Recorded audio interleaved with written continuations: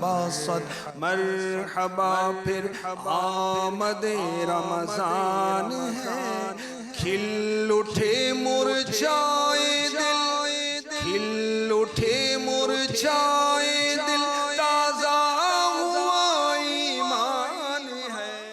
الحمدللہ رب العالمین والصلاة والسلام علی سید المرسلین، اما بعد فاعوذ باللہ من الشیطان الرجیم، بسم اللہ الرحمن الرحیم، الصلاة والسلام علیک یا رسول اللہ وعلى آلک واصحابک یا حبیب اللہ، الصلاة والسلام علیک یا نبی اللہ وعلى آلک واصحابک یا نور اللہ۔ امیر المؤمنین حضرت سیدنا عمر فاروق اعظم رضی اللہ تعالی عنہ فرماتے ہیں، بے شک دعا زمین و آسمان کے درمیان ٹھہری رہتی ہے اور اس سے کوئی چیز اوپر کی طرف نہیں جاتی جب تک تم اپنے نبی اکرم نور مجسم صلی اللہ علیہ وسلم پر درود پاک نہ پڑھ لو۔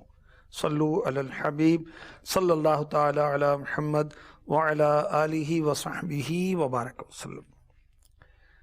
مدنی چینل کے ناظرین، آقا رمضان کیسے گزارتے یہ بتانے کے لیے یہ سلسلہ لے کر حاضر ہوا ہوں۔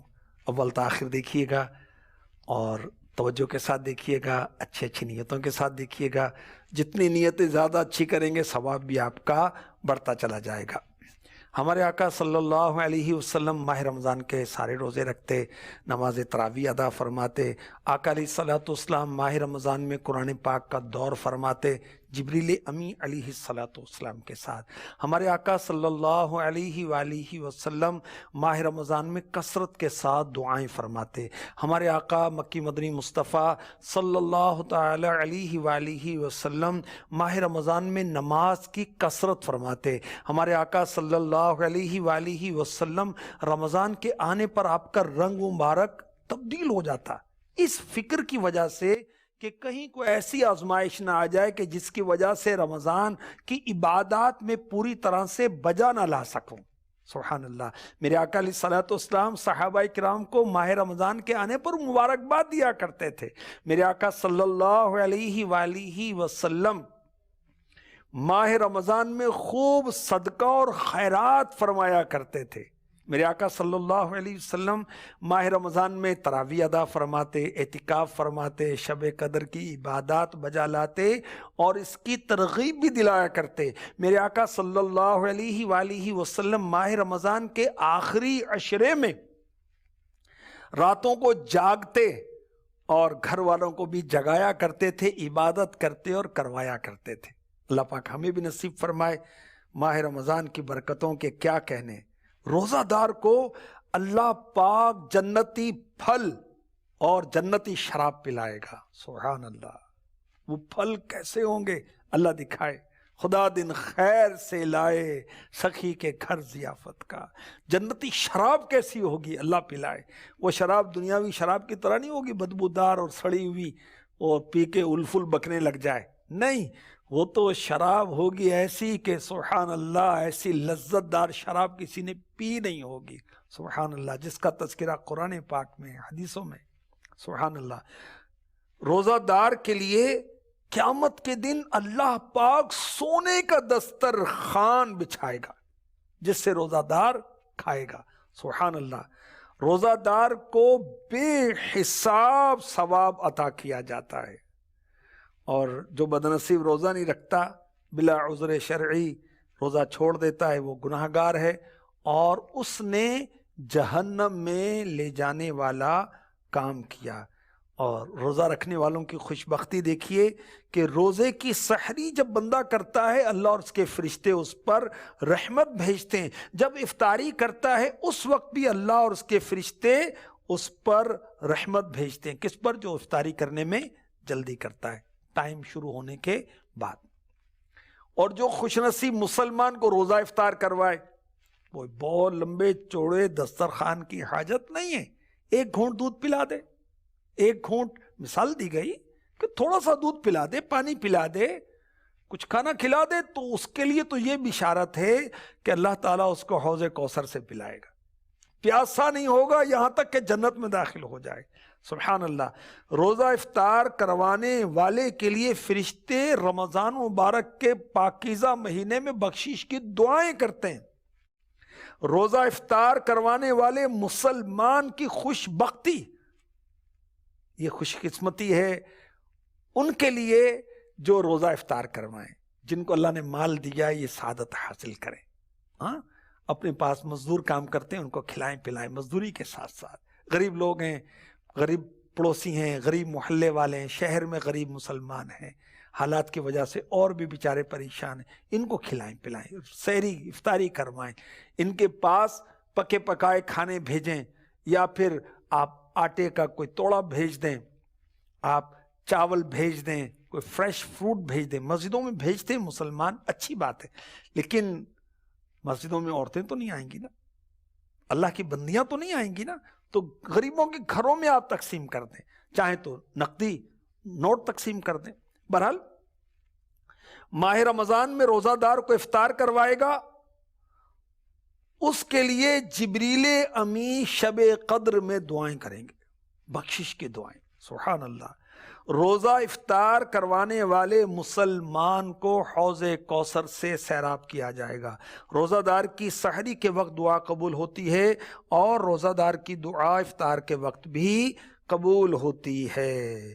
روزہ دارو جھوم جاؤ کیونکہ دیدار خدا خلد میں ہوگا تمہیں، وعدہ رحمان ہے. مرحبا صد مرحبا پھر آمد رمضان ہے. میرے آقا مکی مدنی مصطفیٰ صلی اللہ تعالی علیہ وآلہ وسلم ماہ رمضان المبارک میں تراویح ادا فرماتے تھے. تراویح ادا کرنا سنت مصطفیٰ ہے. روزے رکھنا فرض ہے، اور تراویح پڑھنا رمضان میں یہ سنت ہے. یہ ایک غلط فہمی کا ازالہ کر دوں. بعض یہ سمجھتے ہیں کہ اگر تراویح نہیں پڑھیں گے تو روزہ بھی نہیں ہوگا. ایسا نہیں ہے. روزے کا ثواب فرض کا ثواب ہے، اور تراویح کا ثواب سنت کا ثواب ہے. اور یاد رکھیں تراویح پورے رمضان میں عشاء کی نماز کے بعد 20 رکعت پڑھنی ہوتی ہیں. میرے آقا صلی اللہ علیہ وآلہ وسلم نے ارشاد فرمایا، جو رمضان میں ایمان کے ساتھ اور طلب ثواب کے لیے قیام کرے تو اس کے گزشتہ گناہ بخش دیے جائیں گے. یہ مسلم شریف کی حدیث پاک کا خلاصہ عرض کیا. تو تراویح کی پابندی کی برکت سے سارے صغیرہ گناہ معاف ہو جائیں گے، بڑے گناہ توبہ سے معاف ہوتے ہیں، اور حقوق العباد حق والے کے معاف کرنے سے معاف ہوتے ہیں. میرے آقا صلی اللہ علیہ وآلہ وسلم نے ارشاد فرمایا، رمضان کے روزے تم پر فرض اللہ تعالیٰ نے کیے، اور میں نے تمہارے لیے رمضان کے قیام کو سنت قرار دیا ہے. لہٰذا جو شخص رمضان میں روزے رکھے اور ایمان کے ساتھ اور حصول ثواب کی نیت سے قیام کرے، یعنی تراویح پڑھے، تو وہ اپنے گناہوں سے ایسا نکل گیا جیسے ولادت کے دن اس کو اس کی ماں نے جنا تھا. نسائی شریف کی حدیث پاک، اور حدیث نمبر ہے 2207 2207. وہ تراویح پڑھنا سنت مصطفیٰ. سبحان اللہ. اللہ پاک ہمیں بھی نصیب فرمائے. اچھا، بعض لوگ یہ سمجھتے ہیں کہ تراویح پڑھیں تو ثواب ہیں، نہ پڑھیں تو کوئی گناہ نہیں.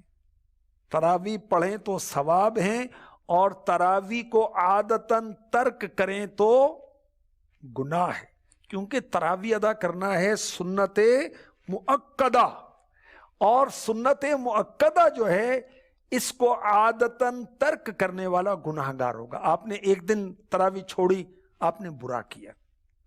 اور اگر 3 دن بغیر توبہ کے آپ نے تراویح ترک کی، آپ نے گناہ کیا. گناہ اور رمضان میں، استغفر اللہ. اور یہ بھی یاد رکھیں کہ تراویح میں کم از کم ایک بار ختم قرآن بھی سنت مؤکدہ ہے. اللہ ہمیں ماہ رمضان کی برکتیں نصیب فرمائے، اور اس کے اندر ہم تراویح بھی پڑھیں، سستی نہ کریں. اچھا، میرے آقا صلی اللہ علیہ وآلہ وسلم نے تراویح کی نماز ادا فرمائی، اور میرے آقا صلی اللہ علیہ وآلہ وسلم نے خود تراویح ادا فرمائی، اس کو پسند فرمایا، اور پھر اس اندیشے سے چھوڑی کہ امت پر فرض نہ ہو جائے۔ بخاری شریف کی حدیث پاک کا خلاصہ آپ کو پیش کرتا ہوں، یہ آپ توجہ کے ساتھ سلسلہ آخر تک دیکھیں گے، آپ پر کانسیپٹ کلیئر ہو جائے گا تراویح کے بارے میں، کتنی ہوتی ہیں، کتنے دن پڑھنی ہیں، سب کلیئر ہو جائے گا۔ امیر المومنین فاروق اعظم رضی اللہ تعالی عنہ کا دور خلافت ہے، آپ مسجد میں تشریف لائے، لوگ الگ الگ تراویح ادا کر رہے تھے، اور کوئی اکیلا تو کوئی کچھ کے ساتھ مل کر جماعت کر رہا تھا۔ یہ دیکھ کر فرمایا کہ میں مناسب خیال کرتا ہوں کہ سب کو ایک امام کے ساتھ جمع کر دوں۔ تو فاروق اعظم رضی اللہ تعالی عنہ نے حضرت سیدنا ابی بن کعب رضی اللہ تعالی عنہ کو سب کا امام بنایا۔ بہت زبردست قاری اور حافظ قرآن تھے حضرت ابی بن کعب رضی اللہ تعالی عنہ، سبحان اللہ۔ جب دوسری رات آئی تو فاروق اعظم رضی اللہ تعالی عنہ نے دیکھا کہ لوگ با جماعت نماز ادا کر رہے ہیں، تو آپ بہت خوش ہوئے، فرمایا نعم البدعۃ ہذہ، یہ اچھی بدعت ہے۔ یہ بخاری شریف کی حدیث نمبر 2010 کا خلاصہ میں نے پیش کیا۔ تو پیارے آقا علیہ الصلوۃ والسلام نے تراویح کی جماعت ہمیشہ نہیں کروائی، کیوں ترک کی؟ کہ فرض نہ ہو جائے۔ سنت موقدہ اب بھی نماز تراویح ہمارے لیے ہے، ایک آدھ مرتبہ چھوٹ گئی کسی عذر کی وجہ سے تو برا ہے، گناہ نہیں ہے، اگر عادتاً چھوڑیں گے تو یہ گناہ ہوگا۔ اچھا، فاروق اعظم رضی اللہ تعالی عنہ نے تراویح کی جماعت باقاعدہ قائم کی ہے۔ اب کوئی کہے گی جی فاروق اعظم نے شروع کر دی، نبی پاک علیہ الصلوۃ والسلام نے شروع نہیں کی تھی۔ سنیں، میرے آقا علیہ الصلوۃ والسلام نے فرمایا جو کوئی اسلام میں اچھا طریقہ جاری کرے گا اس کو اس کا ثواب ملے گا، اور اس کا بھی جو لوگ اس کے بعد اس پر عمل کریں گے اور اس کے ثواب سے کچھ کم نہ ہوگا، اور جو شخص اسلام میں برا طریقہ جاری کرے اس پر اس کا گناہ بھی ہے، اور ان لوگوں کا بھی جو اس کے بعد اس پر عمل کریں اور ان کے گناہ میں کچھ کمی نہیں ہوگی۔ قیامت تک تراویح کی جماعت ہوتی رہے گی، انشاءاللہ فاروق اعظم کو ثواب ملتا رہے گا کہ آپ نے یہ جاری کی، نیا طریقہ جاری کیا، اور کیا فرمایا کہ یہ اچھی بدعت ہے۔ تو معلوم ہوا میرے آقا صلی اللہ علیہ وآلہ وسلم کی ظاہری حیات مبارکہ کے بعد صحابہ بھی جو نیا کام جاری کریں وہ بدعت حسنہ ہے۔ جی ہاں، مسجد کے اندر جو محراب بنتی ہے نا، جہاں امام کھڑا ہوتا ہے، یہ دور رسالت میں تھی نہیں، یہ سب سے پہلے شروع کی حضرت عمر بن عبد العزیز رحمۃ اللہ تعالی علیہ نے، جو پہلی صدی کے مجدد ہیں۔ تو یہ اچھی بدعت انہوں نے جاری کی، قیامت تک ان کو اس کا ثواب ملے گا۔ گنبد و مینار میرے سرکار صلی اللہ علیہ وسلم کے ظاہری دور میں تھے نہیں تھے، یہ بعد میں ہوئے۔ اسی طرح قرآن پاک کے 30 پارے، ان کے زبر زیر پیش، ان کے رکوع، ٹھہرنے کے اوقاف وغیرہ، نقطے، خوبصورت جلدیں، احادیث کی کتابی صورت وغیرہ وغیرہ، بہت ساری مثالیں امیر اہل سنت نے اس کتاب کے اندر دی ہیں۔ بڑی زبردست کتاب ہے یہ فیضان سنت کا ایک چیپٹر ہے، الگ سے بھی شائع کیا گیا ہے، فیضان رمضان۔ اس میں روزوں کے فضائل بھی ہیں، روزوں کے احکام بھی ہیں، سحری، افطاری، اور روزے کے اندر کن باتوں سے بچنا چاہیے، روزہ کن باتوں سے ٹوٹ جاتا ہے، تراویح کے بارے میں مدنی پھول اور نفل روزے، اعتکاف، فیضان تراویح، فیضان شب قدر، بہت کچھ ہے، زبردست اس کے اندر مدنی پھول ہیں۔ تو یاد رکھیے ہر بدعت گمراہی نہیں ہوتی۔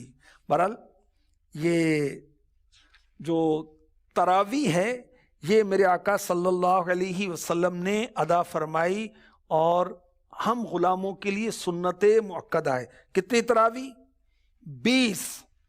20 تراویحاں میرے نبی نے ادا فرمائی۔ حضرت ابی بن کعب رضی اللہ تعالی عنہ آپ تراویح پڑھاتے تھے، اور فاروق اعظم رضی اللہ تعالی عنہ فرض اور وتر کی جماعت کراتے تھے۔ اب بھی ایسا ہوتا ہے نا، حافظ صاحب وہ تراویحاں پڑھتے ہیں، امام صاحب جو ہیں وہ فرض اور وطر کی جماعت کراتے ہیں۔ رمضان المبارک میں وطر کی جماعت کرنا افضل ہے، ضروری نہیں ہے، لازم نہیں ہے۔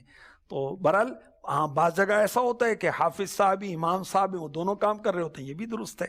بہرحال فاروق اعظم رضی اللہ تعالی عنہ کے دور میں 20 تراویحیں پڑھی جاتی تھیں، عثمان غنی رضی اللہ تعالی عنہ کے دور میں 20 تراویحیں پڑھی جاتی تھیں، مولا مشکل کشا شیر خدا کرم اللہ تعالی وجہہ الکریم کے دور میں بھی 20 تراویحوں کی رکعتیں پڑھی جاتی تھی، اور مولا مشکل کشا کرم اللہ تعالی وجہہ الکریم بھی 20 رکعت کا حکم دیتے تھے، اور وطر کی جماعت آپ خود کروایا کرتے تھے۔ حضرت عبداللہ ابن مسعود رضی اللہ تعالی عنہ، جن کا صحابہ میں بہت بڑا مقام ہے، کیوں نہ ہو کہ آقا علیہ الصلوۃ والسلام کی خدمت گزار تھے، آقا علیہ الصلوۃ والسلام کے نعلین مبارکین مبارک چپلیں اپنے پاس رکھتے تھے، پیارے آقا علیہ الصلوۃ والسلام کا تکیہ مبارک اپنے پاس رکھتے تھے۔ میرے آقا علیہ الصلوۃ والسلام سے حضرت عبداللہ ابن مسعود رضی اللہ تعالی عنہ نے 70 سورتیں یاد کی تھیں، بہت بڑے عالم، ان کو کہا جاتا ہے فقیہ امت، فقیہ امت، بہت بڑے عالم ہیں۔ خلفائے راشدین کے بعد سب سے بڑا علم کا ذخیرہ ان کے پاس تھا۔ آپ بھی 20 رکعتیں تراویحوں کی ادا کیا کرتے تھے۔ حضرت امام سفیان ثوری، حضرت عبداللہ بن مبارک، امام شافعی رحمۃ اللہ تعالی علیہ کا قول بھی 20 تراویح کا ہے، اور امام اعظم ابو حنیفہ، امام احمد، امام داود بھی 20 تراویح۔ اچھا، اب میں آپ کو ایک حساب کتاب بتاؤں کہ عام طور پر ختم قرآن کس دن ہوتا ہے؟ 27 کو ہوتا ہے نا؟ جی ہاں، 27ویں شب کو ہوتا ہے۔ قرآن پاک کے رکوع کتنے ہیں؟ ذرا غور کیجئے، 540، 540 یہ قرآن کے ہیں کل رکوع، اور روزانہ تراویح کتنی؟ 20۔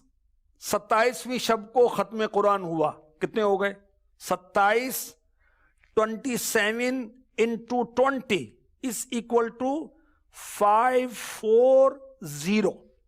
ٹھیک ہے، تو 20 تراویحاں ہمارے اکابرین نے، صحابہ نے ادا کی۔